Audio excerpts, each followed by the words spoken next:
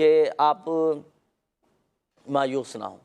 صحیح، اللہ پاک کی رضا پر راضی رہیں، کام انشاءاللہ الکریم آپ کے پورے ہوتے چلے جائیں گے. اور اگر بالفرض کبھی کوئی کام جیسے پورا نہیں ہوا، نقصان ہو گیا، اللہ کی رضا پر راضی رہیں. ہو سکتا ہے اس میں ہمارے حق میں کوئی بہتری ہو، کوئی حکمت، کوئی مصلحت پوشیدہ ہو، ہے نا. ہمیں بعض اوقات ہمیں نظر نہیں آ رہا ہوتا، ہمیں پتہ نہیں چل پا رہا ہوتا، لیکن پھر آگے چل کر ہمیں پتہ چلتا ہے کہ پہلے جو میرے ساتھ نقصان ہوا تھا، جو آزمائش آئی تھی، وہ میرے حق میں بہتر ہوئی تھی.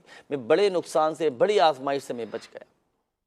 اللہ پاک ہم سب پر رحم و کرم فرمائے. چلیے ایک وظیفہ میں آپ کو عرض کرتا ہوں.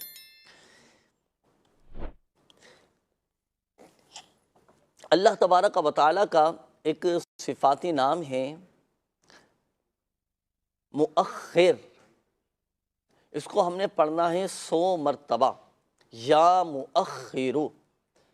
اگر کبھی ناظرین ایسا ہونا کہ کوئی کام پورا نہیں ہو رہا ہو، رکاوٹیں اوپر رکاوٹیں آ رہی ہوں، کام پائے تکمیل تک نہیں پہنچ پا رہا ہو، تو 100 مرتبہ پڑھیں یا مؤخر یا مؤخر یا مؤخر. یہ پڑھ کر اللہ تبارک و تعالیٰ کی بارگاہ میں دعا کیجئے، تمام جائز کام الحمدللہ سوجل یہ پورے ہوتے چلے جائیں گے. 100 مرتبہ روزانہ کی بنیاد پر آپ نے 100 مرتبہ یہ پڑھنا ہے، تمام جائز کام پورے ہوں گے. اچھا، اس کے بعد یہ ہمارے ایک اور اسلامی بھائی تھے، بہن کے حوالے سے آپ نے مختلف امراض کا تذکرہ کیا تھا.